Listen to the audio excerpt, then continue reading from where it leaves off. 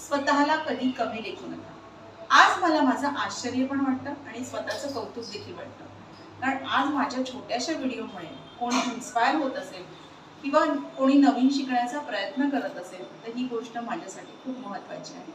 नमस्कार, मी वर्षा। आज माझ्याकडे वैभवलक्ष्मीचं व्रत आहे। श्रावणातला दुसरा शुक्रवार आहे। देवीसमोर उभं राहून आज एक गोष्ट तुम्हाला सांगावीशी वाटते। परवाच मी एका मंगळागौरीच्या कार्यक्रमाला गेले होते।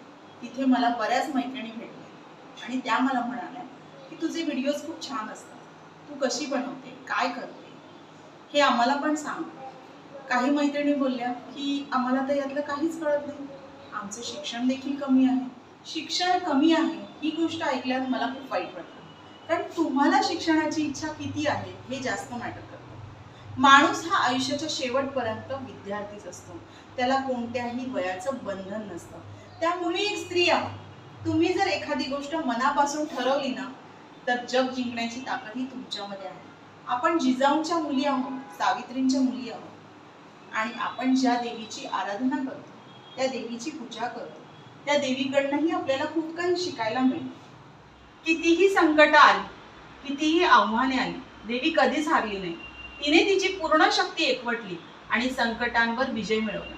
म्हणूनच मैत्रिणींनो, जर कधी आयुष्यात हरल्यासारखं वाटलं ना तर एकदा देवीकडे बघा, तिच्यातलं सामर्थ्य आठवा आणि स्वतःला सांगा, मी पण करू शकते, मी पुन्हा उभी राहू शकते, कारण ती शक्ती देवीमध्ये नाही तर प्रत्येक स्त्रीमध्ये आहे। माझा कोणाला दुखवण्याचा हेतू नाही किंवा कोणाच्या भावनांना कमी लेखण्याचा सुद्धा हेतू नाही। माझा साधा सरळ असा हेतू आहे की प्रत्येक स्त्रीने फायनान्शियली इंडिपेंडंट होणं गरजेचं आहे। जर एखादी स्त्री घर इतक्या चांगल्या जबाबदारीने सांभाळते, मुलांची काळजी घेते, स्वतःसाठी काही घ्यायचं असेल, स्वतःसाठी नवीन शिकायचं असेल, त्यावेळेला मात्र तुम्ही निर्णय घेत नाही। तुम्ही म्हणता आज नको उद्या, आज नको उद्या, असं करत करत कित्येक दिवस, महिने आणि वर्ष देखील वाया जातात आणि नकळतच तुमचं वय देखील वाढत जातं। अशा परिस्थितीमध्ये तुम्हाला तुमची आयडेंटिटी बिल्ड करता येते। तुमच्यात खूप क्षमता आहे स्वतःला सिद्ध करण्याची, नव्याने स्वतःचं अस्तित्व घडवण्याची। माझ्या एका छोट्याशा व्हिडिओमुळे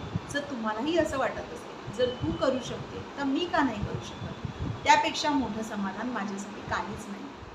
आज वैभवलक्ष्मी मातेसमोर एकच प्रार्थना करते की प्रत्येक स्त्रीला पुढे जाण्याची ताकद मिळो, हीच देवीचरणी प्रार्थना। जर व्हिडिओ आवडल्यास लाईक करा, कमेंट करा आणि डिजिटल स्कीमला सबस्क्राईब करायला विसरू नका। धन्यवाद।